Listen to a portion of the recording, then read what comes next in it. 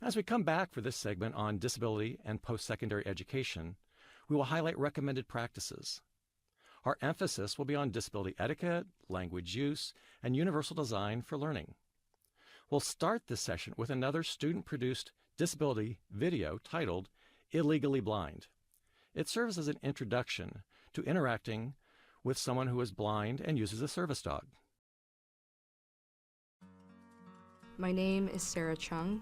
I am a communications major with an emphasis in rhetoric and interpersonal communication.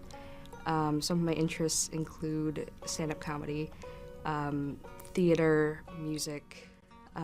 People will oftentimes talk to my dog, which is not a lot, obviously, but that's something that we can talk about and connect with, because everyone has a soft spot for a dog. Oh, hey, puppy. Hey, look at the puppy. Ooh, dog. Hey. Excuse you. Excuse you, damn it. That's a pet. And you know what you do with pets? You pet them. You pet pets. Okay, fine. Think of it this way.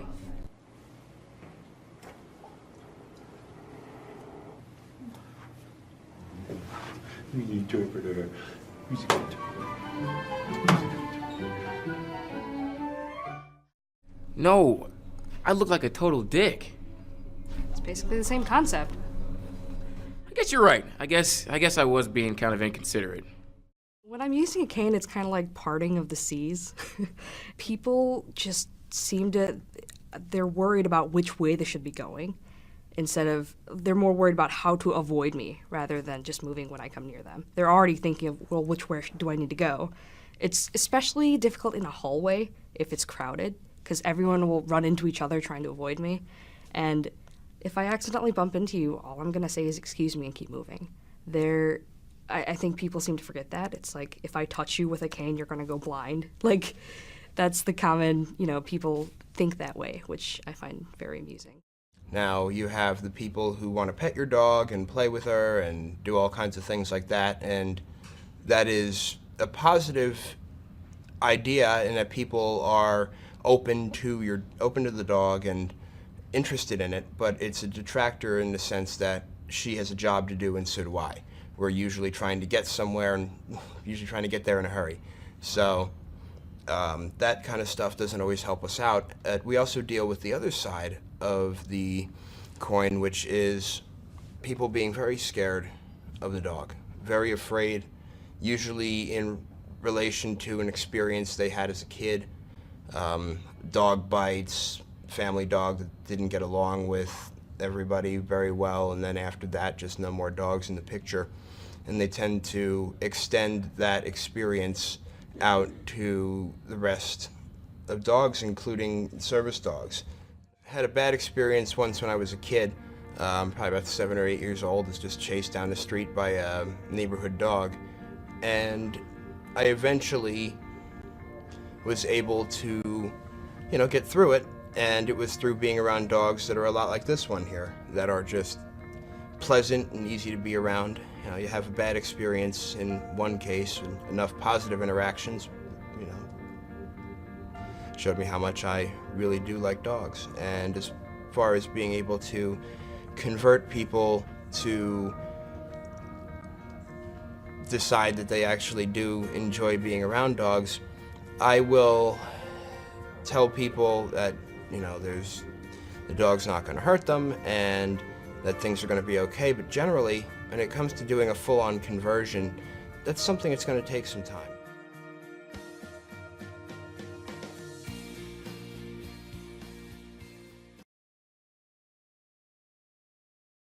Welcome back. I'd like to say thank you to the students who worked on all 3 videos in this lesson. During the development of the videos, I was gratified to see the collaboration between students with disabilities and their non-disabled classmates. Clearly, each learned from the other. Interestingly, too, a couple of the student directors shared that filmmaking was important to them as a means of advocating for civil rights.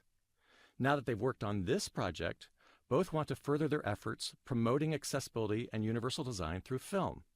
Now, our next segment provides an opportunity for you to hear the guest speaker's suggestions and perspectives for educators. That's what I like to push, the idea that I believe is that it's not as different as some people may believe based on the nature of the condition. When people interact with me, they will generally tell me, I've realized this out here, that I've had a lot of people say, wow, you're just like you're normal. Whoa, okay, great, yeah. It is. When you're working with a person, whether it's in education or whether it's a career development or whatever, learn to listen. Learn to listen to the individual. Don't assume that role. I think one of my biggest pet peeves is that people are being treated as if people with disabilities are treated as if others know what's best. You know, my neurologist really made me aware of this, you know, especially being on a college campus, because I stopped wearing my medical bracelet because I was embarrassed in high school. And, you know, he said, unfortunately, with epilepsy, people will assume if you're having a seizure that you're high or you're drunk. And so I've been very aware of that. And I think that's part of the reason I tell my professors, because I want them to know that, you know, I'm not high, I'm not drunk. It's a medical condition. And, you know, so it's something I want to, you know, make known, like, that's not the truth. Just, you know, keep calm and know that, you know, if somebody's doing something unusual, it may not be necessarily they're high or drunk. Post-concepts are part of universal design concept. And I say that because it provides access, equal access. Even people with, say, English as a second language, you know, will appreciate closed captions. Noisy bars. You know, they have captions on so people can understand, you know, the announcer on the sports events, what's on the game, whatever. Closed captioning. You know, it really does. It really fits anywhere. It fits anywhere.